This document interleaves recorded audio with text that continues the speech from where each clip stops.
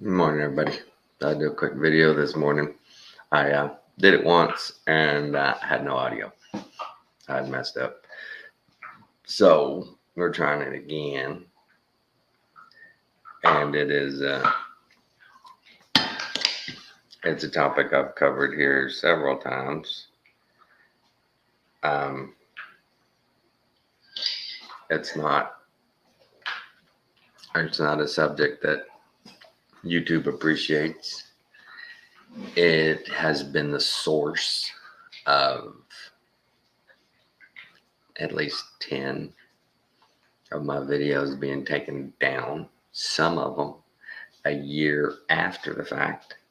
They've gone back into my channel and reviewed other videos and took them down. And it's one of those things that the last thing I was doing was giving medical misinformation. The last thing I was doing was what they claimed I was doing.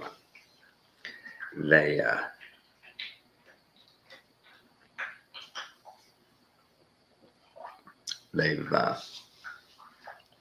subscribed to a system that, in the name of their job, in the name of control, the powers that control, and their lack of character, their lack of integrity, their lack of moral compass, their fellow citizens, could be your neighbor, who knows who they are,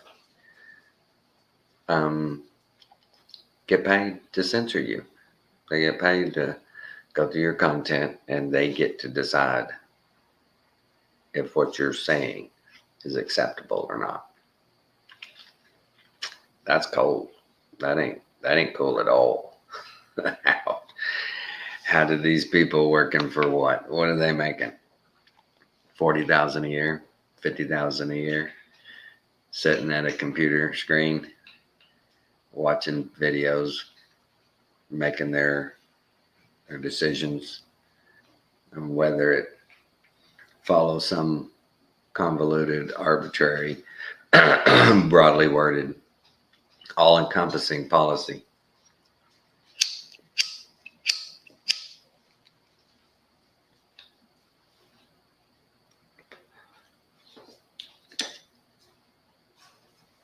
Wake and bake with you guys.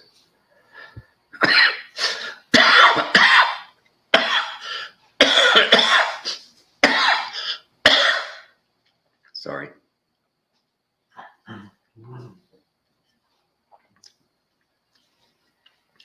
We need somebody on the inside. I don't know, has YouTube had any whistleblowers? We need one. We need somebody to go undercover and go in and see how the sausage is made. And the bad thing is, to be the kind of person, I would estimate that they would hire, you would have to be a pretty good actor to be able to go that against the grain of your values and principles. But yeah, they censored me again. They took down another video. They claimed medical misinformation. I claimed that I either said or alluded to the fact that the miracle drug is not safe and effective, that it was less than safe and effective. And they are holding firm to the statement, safe and effective. They're not backing off of it. They're not backing off. It doesn't matter if the CDC has now said that the scary bug is no different than the flu scary bug. It's pretty sad. Pretty sad. They keep saying, I got dogs needing. What's he doing? I'm back.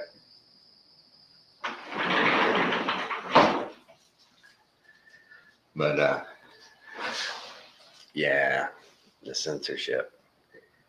It's wild. It's wild. They censor. I mean, it's not just me. It's not just me. They censor MDs. I saw Dr. Kaufman yesterday put up 2 different videos, and within a few minutes they were gone. They were out of there. This video is no longer available.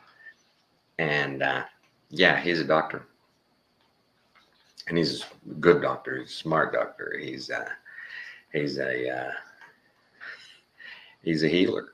He's an actual healer. He's somebody that looks for a solution and not just a band-aid.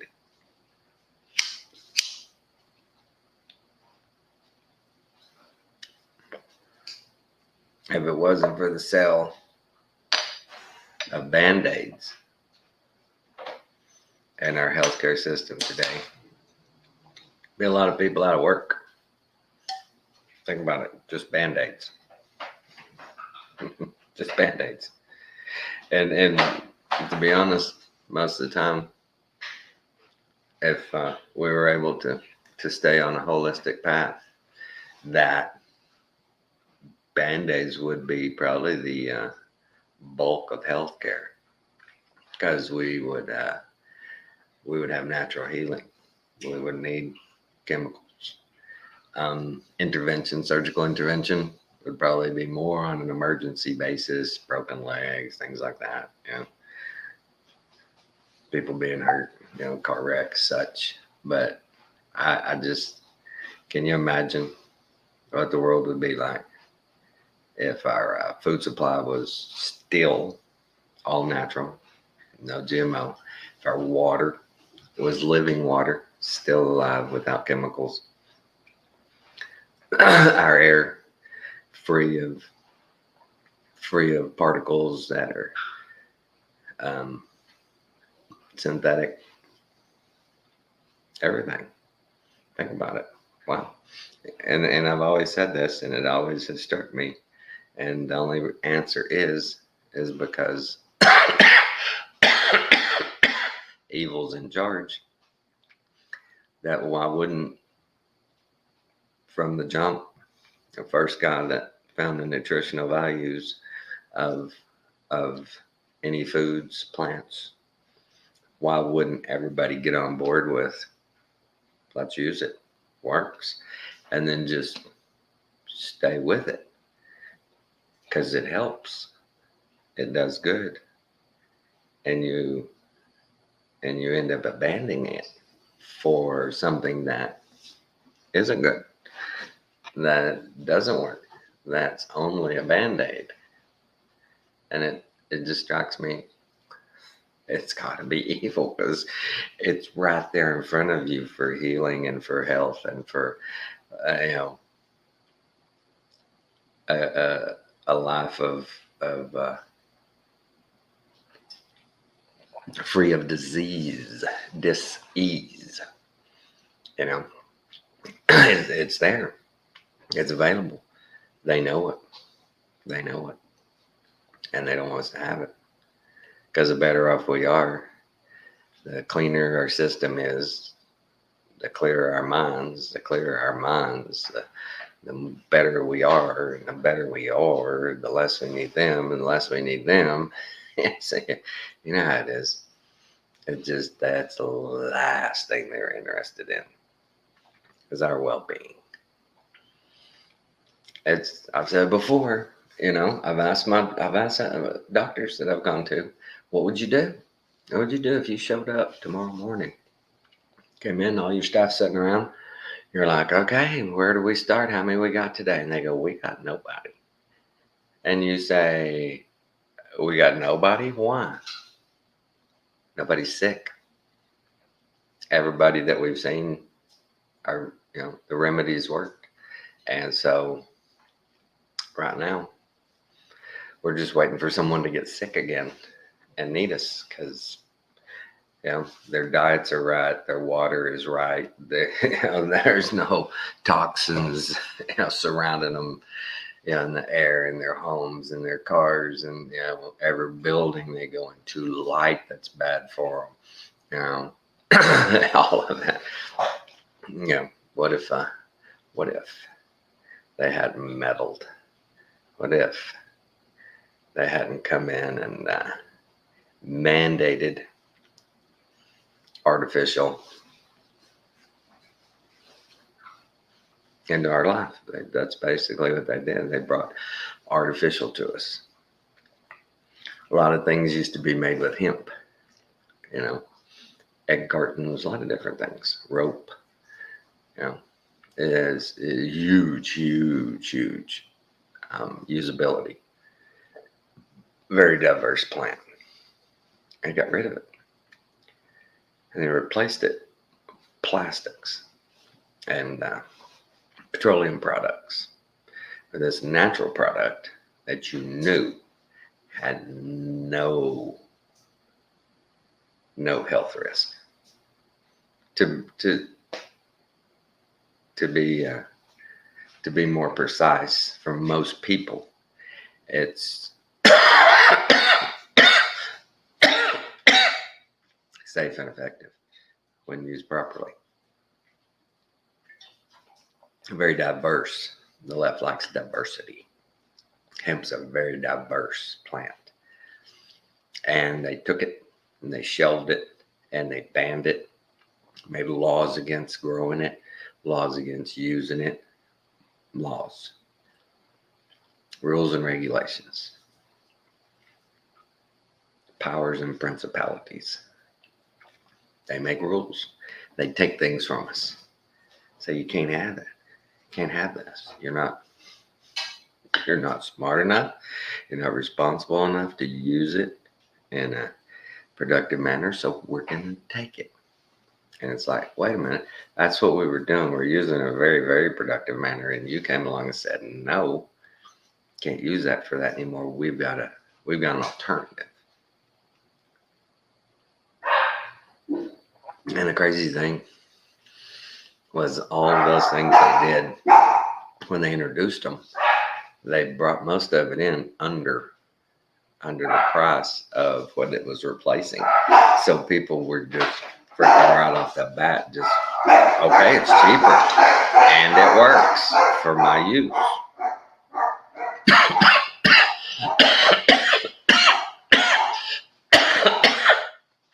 Long-term implications, my dogs.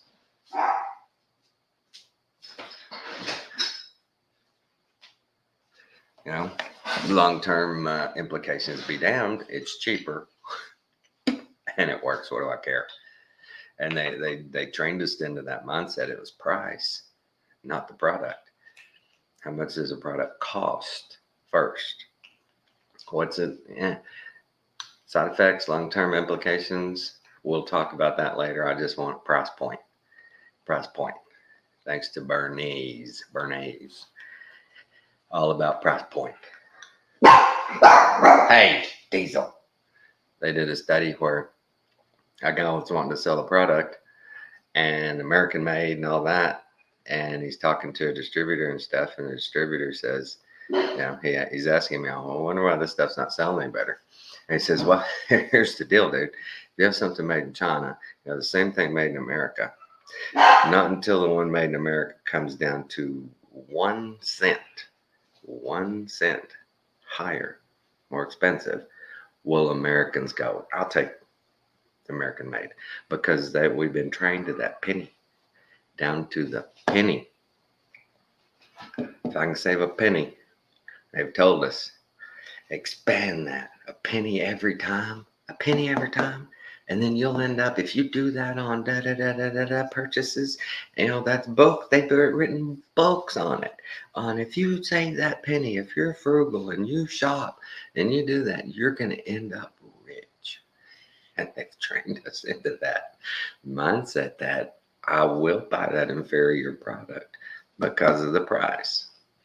I can buy 5 of them for the price of that one. They're disposable. That one, it costs too much. It'll last a long, long time. It'll work really well, but it costs too much.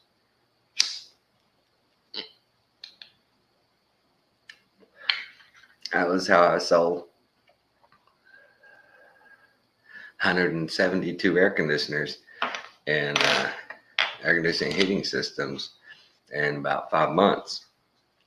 Was telling them the truth. Look, this product, yeah, it costs a little bit more, but you're getting 10 years parts and labor, bumper to bumper. Anything happens inside, outside, we cover it. You're never out of dime. You get your electric bills are going to be lower. It's more efficient. Everything. I tell them the truth, and then I tell them, go shop. Go shop the price. Go see if everything I've told you, if they can match it. Your warranty, your efficiency, your cost per unit. It's just go ahead. Somebody beats me, buy it. But if they can't beat all that, it's the same thing. We ought to be able to have a free market, that like the cars that run on any liquid, water, cooking oils. It doesn't matter. I watched a good video on that. It didn't matter. They challenged some guy. Okay, put kerosene in it. You put kerosene. Okay, now I'll put water in it. Okay, put water in it. Okay, can you put cooking oil? Yeah, whatever you want. Any liquid, he said. And back in the day, they did those documentaries on those people that went across country in those kind of vehicles. They did the testing on them. And one guy, it's funny, he says, yeah, one time we used some cooking oil from a drive-in, and people thought it was so funny because the exhaust smelled like French fries. And it's like, it'll run on anything, but will they let us have that? No. Whoa. You have any idea the impact on the auto industry, the petro industry, if that happened? Whoa. Talk about economic depression. Talk about, it wouldn't be an overnight deal, but it would be certainly a snowball, rolling downhill.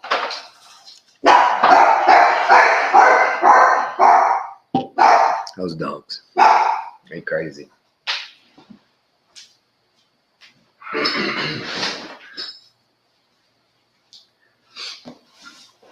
But yeah, so many people, I've thought about it. A lot of other people have thought about what if? How come none of those castles in Europe needed bathrooms or air conditioning heating? My philosophy was, during the millennial reign of Christ, when you're in the presence of God 24/7 for 1,000 years, I would think the air, water, food, everything would be perfect, and everything you ate, everything you drank, your body would use perfectly, and you wouldn't have much waste, if any. And if it was, what waste you did have would not be toxic like our waste is now. Think about that. What if? And that's why I think all those structures, they built them to worship God, and they all had somatic properties. They all had healing features to them. They all have a lot of things in common, and that's one of them. No bathrooms, no apparent heating or cooling. We know the older houses they found that had those fake fireplaces that most people are speculating they used radium to heat their homes with that. And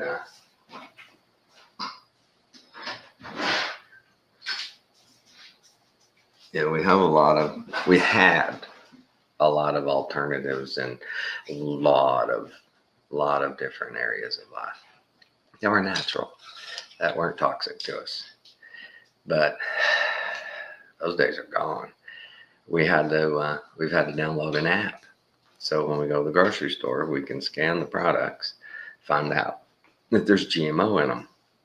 They've made the labeling so convoluted that unless you understand their coding system, average person doesn't know if that's a GMO product or not, unless you have have a legend where you can go through and look, okay, that says this, what does that mean?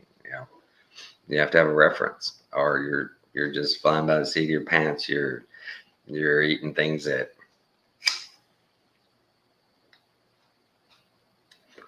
may very well be the root cause of systems malfunctioning for you. It's nefarious what they've been doing. It's nefarious. It's been going on a long time. People are starting to wake up, but will it be enough? Will it be enough? Will it be too late?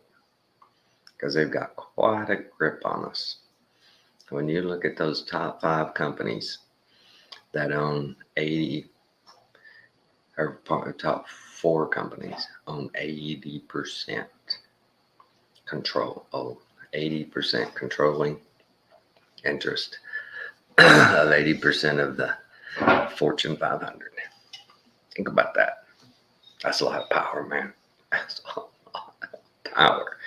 That's a lot of men, women that are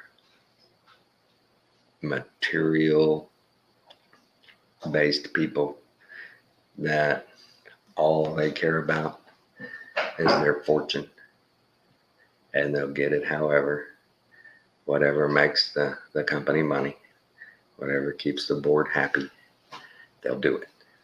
And they get millions and millions and millions every year to do it to us. And they don't think twice. It doesn't matter to them. It matters if their bonus drops 1% the next year. They don't like that. Kathy looks at there's a publication that prints all the information on hospitals and their administration, corporate structure, and salaries for these corporations. And that hospital corporation she used to work for, the top guy, his salary is like $1.2 million a year. But with bonuses and incentives, he makes almost $10 million a year. And in those situations, like when I work contract work, my wages on paper is $12 an hour. But through my stipends for travel, for food, for housing, tax-free, made it to where I was making about $37 an hour. Because that's the way the system works. They set it up that way. And that's, as she went down the deal, the next guy in line, base salary, $700,000 a year. But with incentives and bonuses, $3 million a year. They're almost double whatever their base was. Down below him, his was 10 times what his base. Theirs was twice their base. Next guy down, 600,000, made 1.2 million. Next down, 600 and something thousand, 1.2 million. Next one down, 500,000, made $1 million, after incentives and bonuses. Wouldn't that be nice to get half your freaking take home tax free? And then what they are taxed and stuff, they know, they have the lawyers, they know the tax code, they get to just go down through there and just itemize and go, yep, that falls into that box, that falls into that box. My dad, his business, they have such advantages, like all the vehicles are registered under the company. So he gets to take all that off on his taxes. It's all company vehicles. And insurance and for tax reasons. I think it was every 5 years. He replaced those trucks and get big tax breaks for upgrading the fleet, I guess you'd say. And that kind of stuff. They've set up a world where there's a gap where for you to get from here to there, you got to go through their indoctrination centers, and then pick the industry. Pick it. Doesn't matter. Education. If you're going to be a teacher, you're going to be a professor. You're going to be a dean. You're going to be a president of a college. You got to go through their system. Unless you play the game, you ain't getting there. Healthcare, same way. I went to one of the lowest levels in healthcare. 1 year of school, surgical technologist. I had a great career, but if I wanted to walk outside, the structure they've set up for my particular position, I can only go so far, and then I have to go back to their indoctrination centers and be retrained. And it's crazy. It's crazy. Same way, banking. You want to go into banking? Yeah, well, you start down here. We'll sit you up in the back, counting coins, putting them in their coin roll. But it's just, wow. We got here with the slow drip, and the pressure, the constant pressure from the state of, if you don't pay these bills, boom, we're going to come in, you're going to be on the streets. If you don't do this, don't do it. If you don't work, pay us what we deserve, you're going to be in trouble. If you don't, if you don't stay within these guidelines, your life's going to be trouble. You're going to like it. And they do everything. That's what's crazy, is all the institutions do everything they can to find reason for default, to not give you the service you're paying for. Any little thing gets your service canceled. Water, electricity, you miss a month or two of payments, you're on hard times, they'll turn it off when you need it the most, right? When you need it the most. You overdraw your bank account, what do? They charge you more of what they know you already don't have. They charge you more money that they know you don't have, and make it even harder on you to get back right. It just keeps going and going and going. The food supply, shrinkflation. Portions are getting smaller, prices getting higher. It's just, wow. They just pressure from all angles. Gas, go to fill up. I walked in one day and I was going to go out of town, and I already had 3/4 of a tank of gas. And I walked in, and I just took the small bills and counted them out, and I said, $11 on so-and-so. And the guy kind of looks at me, and I laughed. I goes, yeah, that's weird, right? How many people do that? He goes, oh, no, that was all the time. That guy come in and do like $3.27. He counted out there, that and gas. That's got to be rough, man. Wow. And that got him 1 gallon, like barely over a gallon of gas. In a vehicle that gets 30 miles a gallon, he's got 30 miles now. He better use every mile efficiently. But the pressure they put on people to conform and to fall in line, and you'll be manageable. You won't be in luxury. You probably won't be in excess comfort. You'll be in economy where You'll have the basic necessities. That's what they want. That's what that universal income is all about. They they want everybody to go, okay, okay, I don't have to work. I don't have to do that. I was like Nancy Pelosi said, hey, we want everybody to be able to take that year off. Go to Europe, go explore the world, decide what you want to do. We'll pay for it. We'll take care of you. You know, everybody needs that. What's a great video yesterday about just the education system, how we've been so programmed into everybody. You have to get a college education. You have to get you have to. And all the programs, all the schools say, hey, 78% of people who have this degree get a job. You have to do this. This is the way to the top.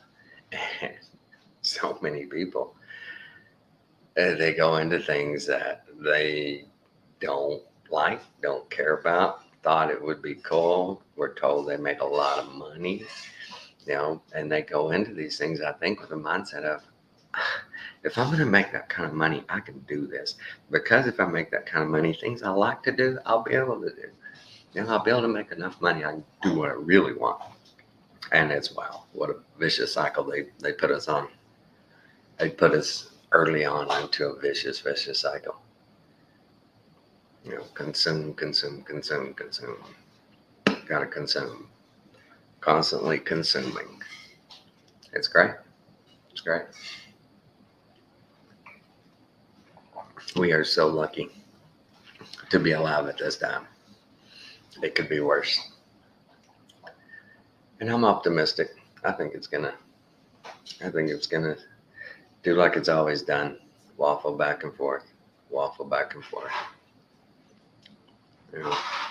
Tension, prosperity, tension, prosperity, tension, prosperity. That's all it's ever been.